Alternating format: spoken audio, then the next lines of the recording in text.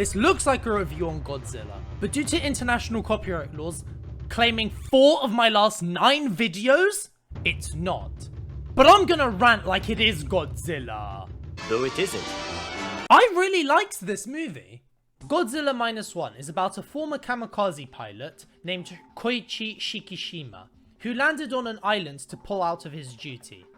That evening, Godzilla attacks the base where, once again, Koichi freezes up and fails to attack. Now that World War II is over, he must now live with regret of his cowardice, although chaos ensues in other ways. If I had to describe Godzilla Minus One in one word, it is underdog.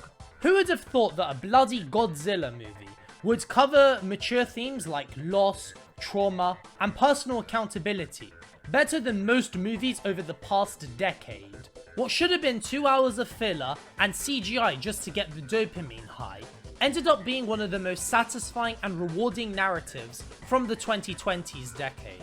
I ended up in applause by the end of this movie, really grateful that I was invited out to watch this masterpiece. Things I liked about Godzilla Minus One. The CGI. Okay, let's start easy. Godzilla looks fucking phenomenal in this film. Never once does he feel out of place, nor does his heat ray look like the cloth after you've wiped your ass with it. Scenes of destruction look absolutely terrifying, like I'm witnessing the carnage of the atomic bomb, what Godzilla represented for all these years. Even things that go under the radar, like when military equipment was used, genuinely felt like a documentary of World War II, rather than a film director choreographing a battle. Despite the film's $15 million budget, it was very satisfying to be in awe of the graphic imagery, comparing to all the shortcuts that films have been taking over the past few years to show off their visuals. The characters. This film online has been praised for its human characters, and rightfully so.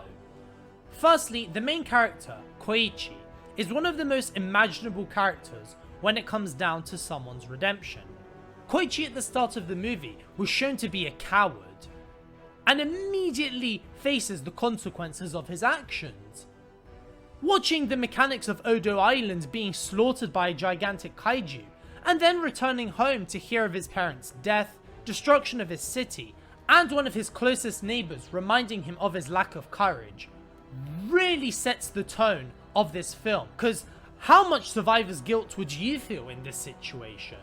Thankfully for him, there is a way for him to end off the day as a hero, as he takes in Minami Hamabe and her orphan child Akiko. A new purpose in life in providing for a family, so to speak, hence a reason to root for him. He takes on work as a sea minesweeper, where he meets supporting characters who each have their roles, and I'll talk about that in a bit. After another encounter with Godzilla, and many sleepless nights thinking about the war, he is forced to admit to his past and confess everything to his now companion.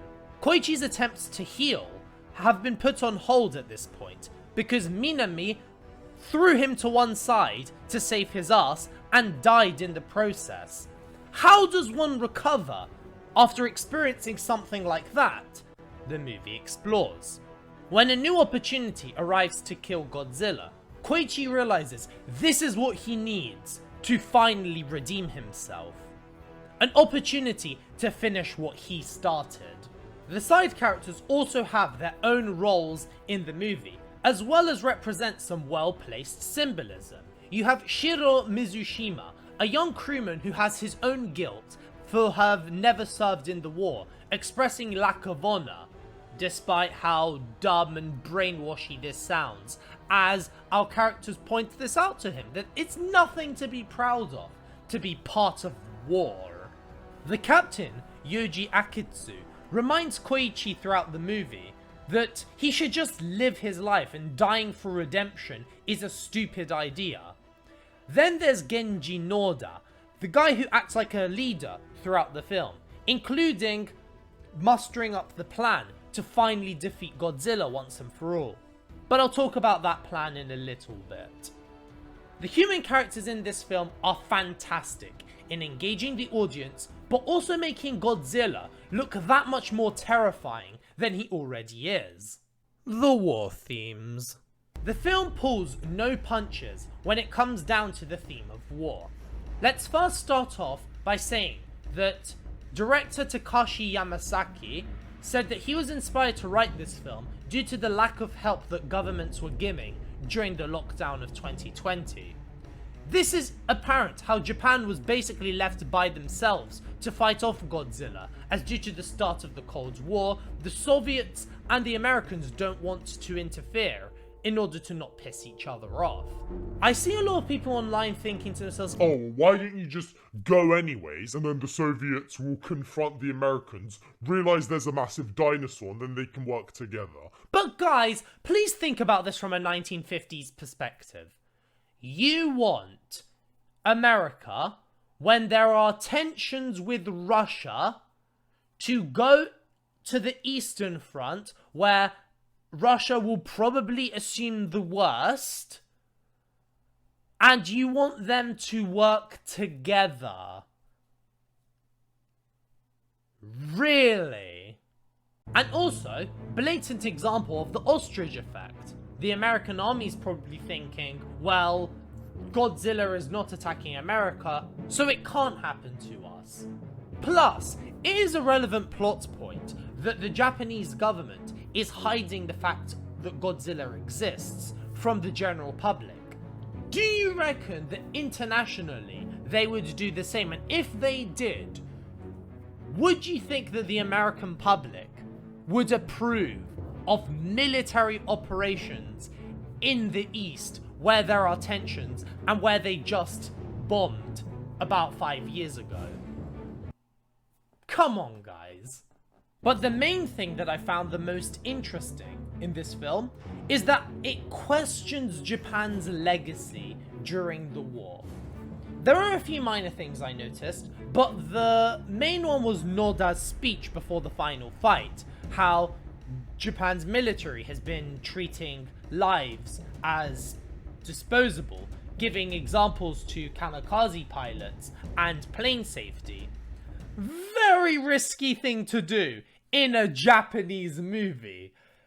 If you don't know, honestly, just ask one of the Japan's higher ups and just ask them, hey, can you explain to me Japan's history during World War II? You'll get a better response, better than I can ever explain. All in all, unironically, Godzilla is my favourite World War II movie. Things I didn't like about Godzilla Minus One. Exposition. The planning on how they're going to kill Godzilla is not only incredibly boring, but the way it's written, it's very obvious how they're gonna do it. I don't know if this is a Japan thing, because I have this same problem in anime as well, but anytime they mention a plan A, a plan B, I always assume that plan C is the way to go. It's very annoying when this happens, and I do have a almost certain success rate when predicting this, which is a shame because it really does turn on the nerd brain inside of me, and it kind of is an engaging scene if it's done well, which in this case it does because it is a well-placed scene. But you know what, if you're gonna have a predictable ending, at least make the journey getting there as fun as possible, which this film did, so who am I to complain? The ending. No spoiler warning. If you're watching this review, you've watched this film. I have no problem with Hamabe still being alive at the end of this film. Maybe it's because of bias, because I like Koichi as a character. I felt a bit sorry for his trauma, and he has redeemed himself, so he deserves a happy ending. Who cares? What I am a little disappointed with is that sequel baiting ending where they show Godzilla regenerating in the sea. Not because I don't believe in Yamazaki to make another masterpiece Godzilla movie, and not because I'm definitely gonna watch that new King Kong vs Godzilla movie, where it totally won't be 90 minutes of exposition and then a CGI plotless clusterfuck. It's mainly because I respect this film so much that I don't want its legacy to just be a 2-hour advert. It's so much more than that. So if they just take away that cliffhanger, I honestly reckon that this film holds enough merit that a sequel advertises in of itself. Alternatively, I don't really see how much more you can deeply explain these characters, so making this film a one-off is also a great idea. But it doesn't make as much money, so I completely understand why they want a sequel. In conclusion, Godzilla Minus One follows an ex-kamikaze pilot's path to redemption, and how he defeats the nuclear deity known as Godzilla. With fantastic characters covering deep, dark themes, as well as special effects and action, keeping you at the edge of your seat, I would highly recommend Godzilla Minus One. Only 15 million. We really gotta step it up here in the West. We really gotta step it up here in the West. Because if Hollywood keeps pumping out high quality garbage that they spend fuckloads of money on, I don't think it's gonna exist by the end of this decade. Final rating, 125 minutes out of 125 minutes. Join my Discord. We'll talk more in there.